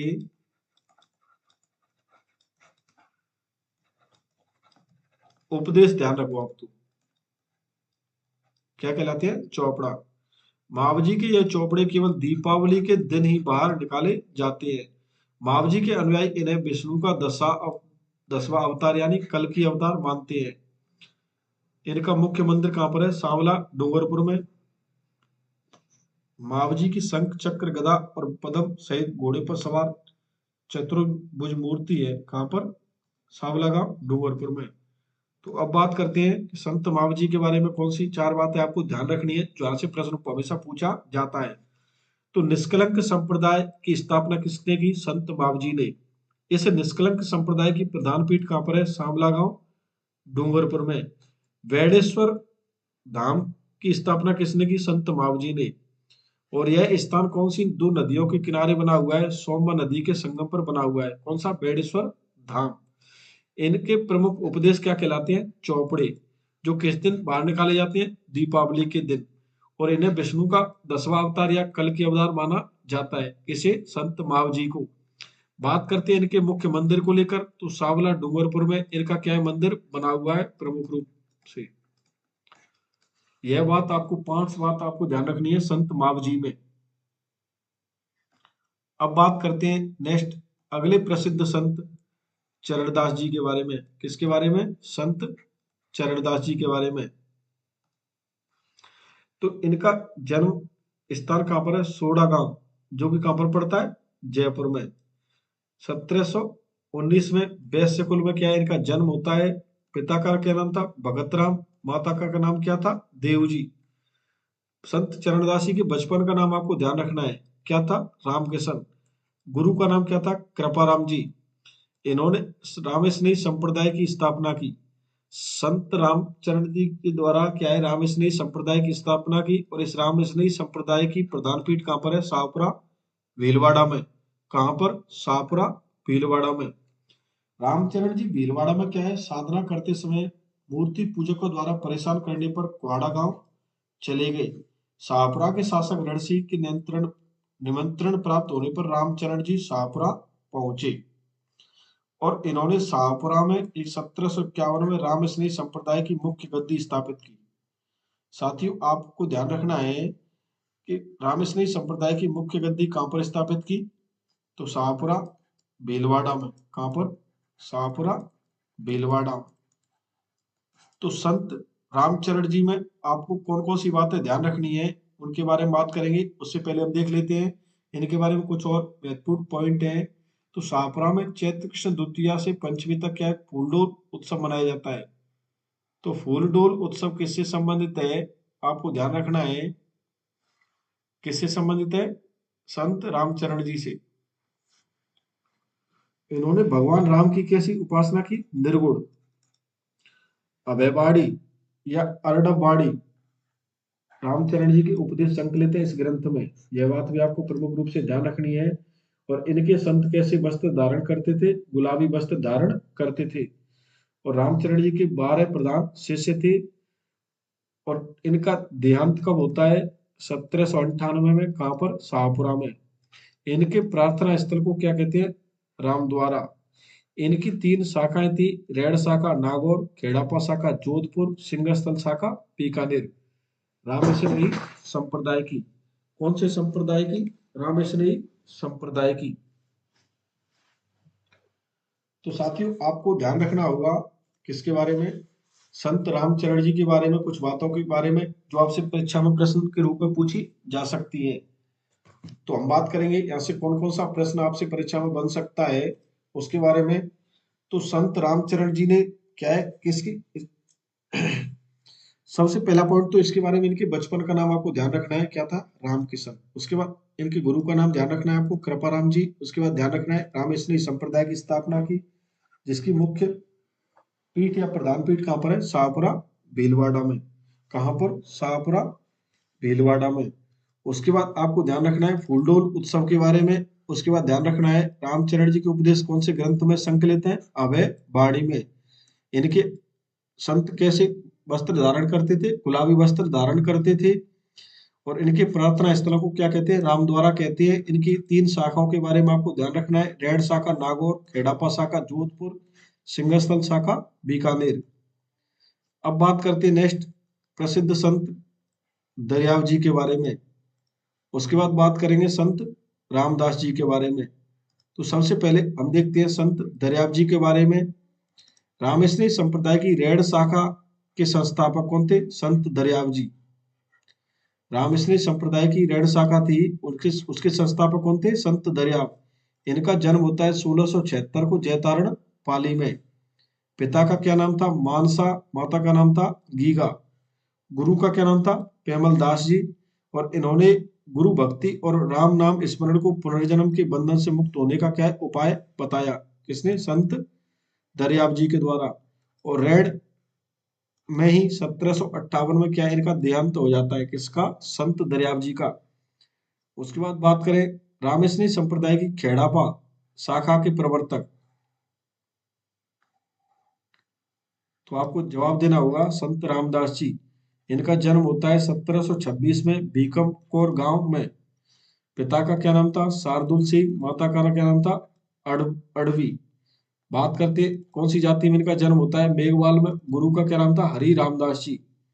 तो साथियों अब बात करते हैं यहाँ से कौन कौन सी महत्वपूर्ण बातें हैं जो एग्जाम की दृष्टि से आपको ध्यान रखनी है। आपको ध्यान रखना है रामेश्वरी संप्रदाय की रेड़ शाखा के संस्थापक कौन थे? तो संत दरियाव जी। और राम नाम स्मरण को पुनर्जन्म के बंधन से मुक्त होने का उपाय किसने बताया? संत दरियाव जी के द्वारा। उसके बाद आपको नेक्स्ट ध्यान रखना है रामेश्वरी संप्रदाय की खेड़ापा शाखा के प्रवर्तक कौन थे? तो आपको एक बात ध्यान रखनी है, संत रामदास जी। साथियों संत दरियाव जी के गुरु का नाम भी आपको प्रमुख रूप से ध्यान रखना है, पेमल दास जी था। वहीं संत रामदास जी के गुरु का क्या नाम था? हरि रामदास जी। अब बात करते हैं नेक्स्ट संत हरि रामदास जी के बारे में। तो साथियों सिंहस्थल शाखा के प्रवर्तक कौन थे? हरिराम दास जी थे। इनका जन्म होता है सिंहस्थल बीकानेर में। पिता का नाम था भागचंद जोशी। माता का नाम क्या था? रामी था। बात करते हैं गुरु का, तो जयमल दास जी। इनकी एक रचना थी निशानी। तो सिंहस्थल शाखा के प्रवर्तक कौन थे? यह बात आपको एग्जाम की दृष्टि से विशेष रूप से ध्यान रखनी है।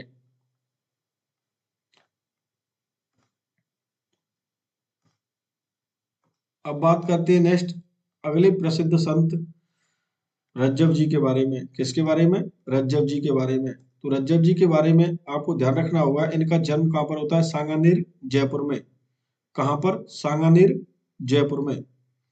इनकी प्रधान पीठ कहाँ पर है? सांगानेर जयपुर में। रज्जव जी पढ़े सूत्र में बंधने जा रहे थे, परंतु रास्ते में दादू दयाल के उपदेश सुनकर क्या है, सांसारिक मोह माया का त्याग करके दादू दयाल जी के क्या बन गए? शिष्य बन गए। तो साथियों ऐसा बताते हैं कि यह जिंदगी भर दूल्हे के भेष में रहे। आपसे प्रश्न यही पूछा जाता है कि राजस्थान के वह प्रसिद्ध संत जो जिंदगी भर दूल्हे के भेष में रहे, संत रज्जव जी। इनकी मृत्यु कहाँ पर होती है? सांगानेर में ही, क्योंकि यहीं पर इनका क्या हुआ था? जन्म। इनके निवास स्थान को क्या कहते हैं? रज्जव द्वार कहते हैं। इनके शिष्यों को रज्जव पंथी कहा जाता है। रज्जव बाड़ी व सर्वंगी क्या है? इनकी प्रमुख रचनाएं। किसकी? संत रज्जव जी की। तो साथियों इसमें आपको सिर्फ 2 बातें ध्यान रखनी है। इनका जन्म स्थान व दान पीठ कहाँ पर है? सांगानेर, जयपुर में। और यह किसके शिष्य थे? दादू दयाल जी के। और यह जिंदगी भर क्या किसके भेष में रहे? दूल्हे के भेष में रहे। और इनके दो प्रमुख रचनाएं ध्यान रखनी है, रज्जब बाड़ी व सर्वंगी, किसकी? संत रज्जब जी की। उसके बाद बात करते हैं नेक्स्ट संत सुंदर दास जी के बारे में। किसके बारे में? सुंदर दास जी के बारे में। तो इनका जन्म 1596 में दौसा में हुआ। पिता का क्या नाम था? परमानंद जी। माता का क्या नाम था? सती। इन्हें दूसरा शंकराचार्य कहा जाता है। किसे? सुंदर दास जी को। इन्होंने दादू पंथ में नागा साधु वर्ग का क्या है? प्रवर्तन किया। आपको ध्यान रखना है कि दादू पंथ में नागा साधु वर्ग का प्रवर्तन किसने किया? संत सुंदर दास जी ने। इन्होंने 42 ग्रंथों की रचना की, जिसमें कुछ प्रमुख है सुंदर विलास। सुंदर विलास के लेखक कौन थे? सुंदर दास जी। और इनकी मृत्यु कहां पर होती है? सांगानेर में 1707 में। तो साथियों, संत सुंदर दास जी के बारे में आपको दो बातें ध्यान रखनी है। एक तो इनका जन्म कहां पर होता है? दौसा में। और इन्हें दूसरा शंकराचार्य कहा जाता है, यह बात आपको विशेष रूप से ध्यान रखनी है। और उसके बाद आपको ध्यान रखना है दादू पंथ में नागा साधु वर्ग का प्रवर्तन किसने किया? संत सुंदर दास जी के द्वारा। और सुंदर विलास नामक ग्रंथ लिखा, यह बात आपको सुंदर दास जी के बारे में प्रमुख रूप से ध्यान रखनी है। अब बात करते हैं तीन प्रसिद्ध संतों के बारे में, एक साथ बात करेंगे। नवलदास जी, स्वामी लालगिरी, संत दास जी के बारे में। तो इनके बारे में कुछ देखेंगे। इनका संत नवलदास जी के बारे में देखते हैं। तो जन्म स्थान हरसोलाव, नागौर। मुख्य मंदिर कहाँ पर है? जोधपुर में। इन्होंने नवल संप्रदाय की क्या की? स्थापना। इनकी पुस्तक है नवलेश्वर अनुभव वाणी। तो यह तो बात की नवलदास जी के बारे में। अब बात करते हैं संत लालगिरी। तो इनका जन्म चूरू में होता है। मुख्य केंद्र कहाँ पर है? बीकानेर। इन्होंने संप्रदाय चलाया अलखिया संप्रदाय। इनकी पुस्तक का नाम है अलख स्तुति प्रकाश। बात करते हैं संत सुंदरदास जी के बारे में। मुख्य केंद्र कहाँ पर है? दातड़ा भीलवाड़ा में। और इन्होंने एक संप्रदाय चलाया, गूदड़ संप्रदाय। तो साथियों, एग्जाम की दृष्टि से आपसे कौन से प्रश्न पूछे जा सकते हैं, उनके बारे में बात करें। तो नवल संप्रदाय किसके द्वारा चलाया गया? नवलदास जी के द्वारा। इसका नवलदास जी का मुख्य मंदिर कहाँ पर है? जोधपुर में। और जन्म स्थान कहाँ पर था? हरसोलाव, नागौर में। उसके बाद संत लालगिरी के बारे में आपको ध्यान रखना है। अलखिया संप्रदाय की स्थापना किसने की? संत लालगिरी ने। कहां पर की? बीकानेर में। अलख स्तुति प्रकाश इनकी क्या है? पुस्तक का नाम था। उसके बाद आपको ध्यान रखना है संत दास जी में गूदड़ संप्रदाय की स्थापना की संत दास जी के द्वारा। और कहां पर की? दातड़ा भीलवाड़ा में। कहां पर? दातड़ा भीलवाड़ा में। अब उसके बाद बात करते नेक्स्ट संत आचार्य श्री तुलसी के बारे में। किसके बारे में? आचार्य श्री तुलसी के बारे में। तो इनका जन्म 20 अक्टूबर 1914 को लाडनू, नागौर में होता है। माता का नाम झूमरमल, पिता का नाम झूमरमल, माता का नाम क्या था? बदना जी। 13 पंथ संप्रदाय के आचार्य कौन थे? आचार्य श्री तुलसी जी। अणुव्रत का सिद्धांत किसने दिया? आचार्य श्री तुलसी के द्वारा। जैन श्वेतांबर संप्रदाय के 9वें आचार्य थे। अणुव्रत आंदोलन का सूत्रपात किसने किया? आचार्य श्री तुलसी के द्वारा। कहां पर? सरदार शहर, जो कि कहां पर पड़ता है? चूरू में। और इनका एक संदेश था, इंसान पहले इंसान फिर हिंदू या मुसलमान। यह किसने संदेश दिया? तो आपको जवाब देना होगा आचार्य श्री तुलसी के द्वारा। और इन्होंने अणुव्रत की नियमावली के अनुसार इन्होंने 75 नियमों की जानकारी दी। समण श्रेणी को प्रारंभ किया लाडनू में 1980 में, तथा फरवरी 1994 में सुजानगढ़ में मर्यादा महोत्सव का आयोजन करवाया। और इनका निधन हो जाता है 1997 में गंगा शहर बीकानेर में। तो एग्जाम की दृष्टि से कौन सी बातें आपको ध्यान रखनी है? एक तो इन्होंने तेरापंथी संप्रदाय के क्या थे? आचार्य थे। अणुव्रत का सिद्धांत दिया, अणुव्रत आंदोलन का सूत्रपात किया। और यह चलाया सरदार शहर, जो कि पड़ता है चूरू में। और इन्होंने एक संदेश दिया, यह बात आपको ध्यान रखनी है, इंसान पहले इंसान फिर हिंदू या मुसलमान। किसने? आचार्य श्री तुलसी के द्वारा। उसके बाद बात करते हैं कुछ महिला संतों के बारे में। जिसमें देखते हैं हम पहली राजस्थान की प्रसिद्ध महिला संत मीराबाई के बारे में। किसके बारे में? मीराबाई के बारे में। तो मीराबाई के बारे में आपको ध्यान रखना होगा, इनके पिता का नाम रतन सिंह। यह पूछा जाता है कि मीराबाई जी के पिता का नाम क्या था? रतन सिंह। राव दूधा कौन थे? मीराबाई के दादाजी। कुड़की गांव में इनका क्या जन्म होता है? कुड़की गांव पाली में। कब? 1498 ईस्वी में लगभग। इनके बचपन के नाम को लेकर आपसे बीएसटी से एग्जाम में प्रश्न पूछा गया था। मीराबाई के बचपन का नाम क्या था? पेमल। बात करें गुरु या शिक्षक के बारे में, तो रूप गोस्वामी इनके गुरु या शिक्षक थे। इन्हें राजस्थान की राधा कहा जाता है। किसे? मीराबाई को। आध्यात्मिक गुरु कौन थे? संत रैदास। साथियों, मीराबाई का शादी हो जाती है या विवाह हो जाता है 1516 में भोजराज के साथ। और यह भोजराज कौन था? राणा सांगा के क्या है? ज्येष्ठ पुत्र थे। बात करते हैं इनकी कुछ रचनाओं के बारे में, तो पदावली, नरसिंह मेहता की हुंडी, रुक्मणी मंगल, सत्य भामाजी नुरूसणो, राग गोविंद, मीरा री गरीबी, गीत गोविंद की टीका। यह क्या इनकी प्रमुख रचनाएं हैं? किसकी? मीराबाई की। और इन्होंने क्या है? सगुण भक्ति का मार्ग अपनाया, नृत्य एवं कृष्ण स्मरण को बताया। इनकी भक्ति कैसी है? माधुर्य भाव की है। तथा इन्होंने अंतिम दिन कहां पर बिताए?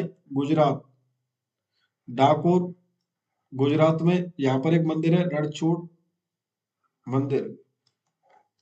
साथियों, आपको ध्यान रखना है मीराबाई के बारे में कुछ महत्वपूर्ण बातों के बारे में जो आपसे पूछी जाती है प्रश्न के रूप में। इनके पिता का नाम आपसे कई बार पूछा गया है, रतन सिंह था। और इनका जन्म कहाँ पर होता है? कुड़की गांव पाली में। उसके बाद आपको ध्यान रखना है बचपन का नाम क्या था? पेमल। इन्हें क्या कहा जाता है? राजस्थान की राधा कहा जाता है। आध्यात्मिक गुरु कौन थे? संत रैदास जी। 1516 में भोजराज के साथ इनका क्या है? विवाह हुआ था। और इनकी प्रमुख रचनाओं के नाम आपको ध्यान रखने हैं सभी के। और इन्होंने कैसी भक्ति की? सगुण भक्ति की। और इन्होंने अपना अंतिम समय कहाँ बिताया? रणछोड़ मंदिर, जो कि डाकोर गुजरात में स्थित है। यह बातें आपको मीराबाई के बारे में ध्यान रखनी है। अब बात करते हैं नेक्स्ट संत गबरीबाई के बारे में। किसके बारे में? गबरी बाई के बारे में। तो गबरीबाई का जन्म डूंगरपुर के नागरकुल में हुआ। इसे बागड़ की मीरा कहते हैं। इनकी प्रमुख रचनाएं कीर्तनमाला। इन्होंने कृष्ण को पति के रूप में स्वीकार कर कृष्ण भक्ति की। डूंगरपुर के महारावल शेर सिंह ने गबरीबाई के लिए 1829 में बालकुंड मुंद मंदिर का निर्माण करवाया था। आपको एग्जाम की दृष्टि से यहाँ से कौन सी दो बातें ध्यान रखनी है? इसे एक तो बागड़ की मीरा कहते हैं। और इनकी प्रमुख रचना कौन सी थी? कीर्तनमाला। और इन्होंने कृष्ण भक्ति की। यह बात आपको गबरीबाई के बारे में ध्यान रखनी है। अब बात करते हैं नेक्स्ट संत रानाबाई के बारे में। किसके बारे में? रानाबाई के बारे में। तो संत रानाबाई का जन्म होता है हरनावा, जो कि मकराना के पास पड़ता है। उस गांव में क्या है? इसका जन्म होता है। संत रानाबाई का 1504 में जाट परिवार में। पिता का नाम क्या था? रामगोपाल था। माता का नाम क्या था? गंगाबाई। राजस्थान की दूसरी मीरा किसे कहा जाता है? संत रानाबाई को। इनके गुरु का नाम था चतुरदास जी। 66 वर्ष की उम्र में हरनावा गांव में 1570 में क्या है? इन्होंने जीवित समाधि ली। इनकी प्रसिद्धि का कारण, इन्होंने क्या ली? जीवित समाधि ली। और यहीं पर विशाल मेला भरता है भाद्र शुक्ल त्रयोदशी को। तो संत रानाबाई के बारे में आपको ध्यान रखनी है कि हरनावा गांव में इनका क्या है? एक तो जन्म होता है, जाट परिवार में जन्मी। उसके बाद इन्होंने क्या है? भक्ति की। और भक्ति के कारण यह राजस्थान की दूसरी मीरा कहलाने जाने लगी। तो आपसे प्रश्न पूछा जाता है राजस्थान की दूसरी मीरा किसे कहा जाता है? तो संत रानाबाई को। और हरनावा के बारे में आपको विशेष रूप से ध्यान रखना है। हरनावा ध्यान रखना है। उसके बाद ध्यान रखना है आपको राजस्थान की दूसरी मीरा कहा जाता है। इसके बाद इसके गुरु का नाम ध्यान रखना है। और इन्होंने जीवित समाधि ली। यह बात आपको प्रमुख रूप से ध्यान रखनी है। कब? 1570 में। कहां पर? हरनावा गांव में, 66 वर्ष की उम्र में। अब बात करते हैं जैन धर्म के संप्रदायों के बारे में। तो सबसे पहले बात करते हैं तेरापंथी के बारे में। तो राजस्थान की श्वेतांबर शाखा के स्थानकवासी उपशाखा से तेरह पंथ का क्या है उद्भव हुआ। वेंकट जी के सिद्धांतों को मानने वाले आरंभिक साधुओं की संख्या 13 थी, इसलिए इसे यह पंथ क्या है तेरहपंथी कहलाया। बात करते हैं इस भीकट जी के बारे में। इनका जन्म होता है जोधपुर के कुटालिया गांव में। भीकट जी ने अपने गुरु से मतभेद होने पर उन्होंने क्या है तेरह पंथ की स्थापना की। तो तेरह पंथ की स्थापना किसके द्वारा की? भीकट जी के द्वारा। मूर्ति पूजा नहीं करने वालों में स्थानकवासी तथा तेरहपंथी प्रमुख है। दो बातें आपको प्रमुख रूप से ध्यान रखनी है। तेरह पंथ की स्थापना किसने की? भीकट जी के द्वारा। और यह श्वेतांबर शाखा के स्थानकवासी उपशाखा से इसका क्या उद्भव होता है तेरह पंथ का। उसके बाद बात करते हैं कुछ मुस्लिम संतों के बारे में, जिसमें पहले संत आते हैं काफी प्रसिद्ध संत ख्वाजा मोइनुद्दीन चिश्ती। कौन से? ख्वाजा मोइनुद्दीन चिश्ती। मोइनुद्दीन चिश्ती का जन्म होता है संजरी फारस में। पिता का नाम क्या था? हजरत ख्वाजा सईद।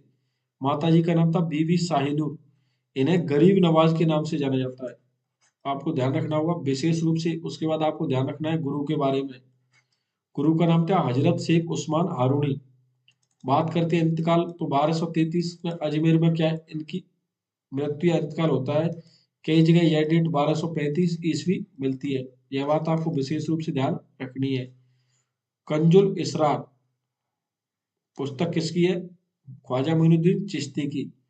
इन्होंने आफताब हिंद उपाधि से विभूषित थे। कौन?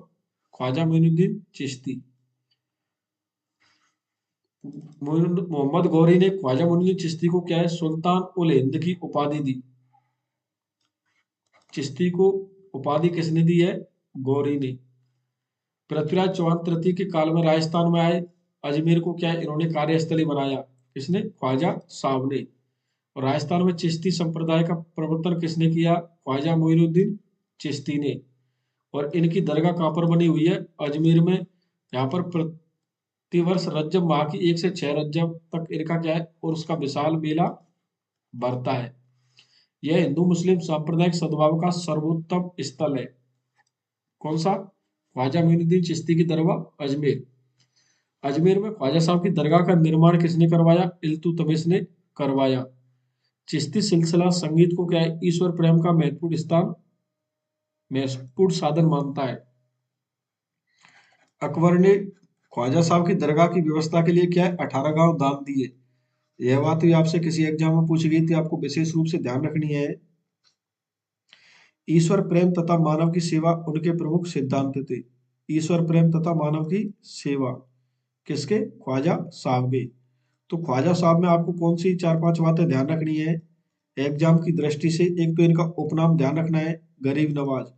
उसके बाद गुरु का नाम हजरत शेख उस्मान हारूनी। इनकी इंतकाल या मृत्यु हुई थी 1233 या 35 में। कहां पर? अजमेर में। इनकी पुस्तक का नाम कंजुल इसरार। उसके बाद आपको ध्यान रखना है कि मोहम्मद गौरी के द्वारा इन्हें कौन सी उपाधि दी गई? सुल्तान उल हिंद की। राजस्थान में कब आए? पृथ्वीराज चौहान तृतीय के काल में। और अजमेर को क्या है इन्होंने अपनी कार्यस्थली बनाया। इन्होंने राजस्थान में चिश्ती संप्रदाय का प्रवर्तन किया। किसने? ख्वाजा मोइनुद्दीन चिश्ती ने। इनकी दरगाह कहाँ पर है? अजमेर में, जहाँ पर रजब माह की 1 से 6 रजब तक क्या है विशाल मेला भरता है। इनकी दरगाह का निर्माण किसने करवाया? इल्तुतमिश ने। उसके बाद आपको ध्यान रखना है अकबर ने ख्वाजा साहब की दरगाह की व्यवस्था के लिए कितने गांव दान में दिए? 18 गांव दान में दिए। इनके प्रमुख सिद्धांत क्या थे? ईश्वर प्रेम और मानव की सेवा। तो साथियों यह बात हमने किसकी बारे में की? ख्वाजा मोइनुद्दीन चिश्ती के बारे में। अब बात करते हैं नेक्स्ट अगले संत हमीमुद्दीन नागौरी के बारे में। तो इनका कार्य क्षेत्र था सवाल गांव, जो कि नागौर में पड़ता है। और यह भी चिश्ती परंपरा के प्रमुख संत थे। नागौरी ने इल्तुतमिश द्वारा प्रदत्त शेख उल इस्लाम के पद को क्या अस्वीकार कर दिया। किसने? शेख हमीमुद्दीन नागौरी ने। और यह क्या करते थे? केवल कृषि से जीविका चलाते थे। इसकी उपाधि के बारे में हमेशा प्रश्न पूछा जाता है। सुल्तान उल तारकीन यानी सन्यासियों का सुल्तान किसे कहा जाता है? शेख हमीमुद्दीन नागौरी को। यह उपाधि मोइनुद्दीन चिश्ती के द्वारा दी गई। कौन सी? सन्यासियों का सुल्तान या सुल्तान उल तारिक। इनकी मृत्यु हो जाती है 1274 में। और इनका उर्स के बारे में आपको ध्यान रखना है। शेख अमीरुद्दीन नागौरी का उर्स कहाँ पर लगता है, तो आपको जवाब देना होगा नागौर में। कहाँ पर? नागौर में। शेख अमीरुद्दीन नागौरी में आपको ध्यान रखना है कार्य क्षेत्र सवालगांव नागौर में था। और इन्होंने इल्तुतमिश द्वारा प्रदत्त शेख उल इस्लाम के पद को अस्वीकार कर दिया और यह कृषि कार्य करके अपना जीवन यापन करते थे। मोइनुद्दीन चिश्ती के द्वारा इन्हें उपाधि दी गई सुल्तान उल तारिक यानी सन्यासियों का सुल्तान। और इनका उर्स कहाँ पर लगता है? नागौर में। तो साथियों यह बात हमने किसके बारे में की? शेख अमीरुद्दीन नागौरी के बारे में। अब बात करते हैं नेक्स्ट अगले प्रसिद्ध मुस्लिम संत नरहड़ के पीर के बारे में।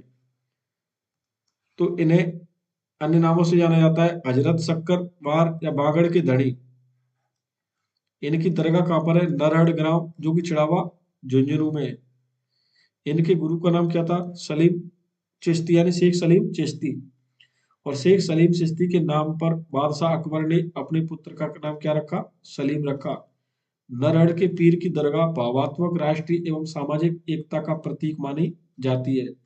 तो एग्जाम की दृष्टि से आपको ध्यान रखनी है कि नरहड़ के पीर की दरगाह कहाँ पर है? चिड़ावा झुंझुनू में। और इनके अन्य नाम क्या थे? हजरत शक्कर पीर व बागड़ के धड़ी के नाम से इन्हें जाना जाता है। इनके गुरु का नाम क्या था? शेख सलीम चिश्ती। यह बात आपको नरहड़ के पीर के बारे में ध्यान रखनी है। अब बात करते हैं संत पीर फखरुद्दीन के बारे में। तो पीर फखरुद्दीन की दरगाह को लेकर आपसे प्रश्न पूछा जाता है। तो इनकी दरगाह कहाँ पर है? गलियाकोट डूंगरपुर में। आपसे कई एग्जाम में यह पूछी गई है, आपको विशेष रूप से ध्यान रखनी है। दाऊदी बोहरा संप्रदाय के आराध्य पीर कौन से? पीर फखरुद्दीन। दाऊदी बोहरा संप्रदाय का प्रमुख धार्मिक स्थल कौन सा है? कलियाकोट डूंगरपुर। तो साथियों एग्जाम की दृष्टि से आपको यहाँ पर कौन कौन सी बातें ध्यान रखनी है? पीर फखरुद्दीन की दरगाह कहाँ पर है? गलियाकोट डूंगरपुर में। और दाऊदी बोहरा संप्रदाय का प्रमुख धार्मिक स्थल कौन सा है? गलियाकोट डूंगरपुर। तो यह बातें आपको विशेष रूप से ध्यान रखनी है पीर फखरुद्दीन के बारे में। तो साथियों आज की इस क्लास में हमने बात की, करीब करीब हमारी 82-83 मिनट की यह क्लास हो गई। इसमें हमने कला संस्कृति का एक महत्वपूर्ण टॉपिक देखा है, कंप्लीट रिवाइज किया है। कौन सा? संत एवं संप्रदाय। साथियों इस क्लास के माध्यम से मैंने उन बातों को आपको अच्छे से बताया है जो आपसे एग्जाम में पूछी जाने लायक है या पूछी गई है। तो साथियों इस क्लास के माध्यम से हमने अपना इस टॉपिक को क्या है? रिवाइज कर लिया है। और आपसे आपकी एग्जाम में एक प्रश्न पूछा जाएगा, वह एक प्रश्न आपको हमारी इस क्लास से मिल जाएगा, ऐसा मैं आपको भरोसा दिलाना चाहूंगा। तो साथियों आपको क्लास कैसी लगी आप मुझे कमेंट बॉक्स के माध्यम से बताओगे।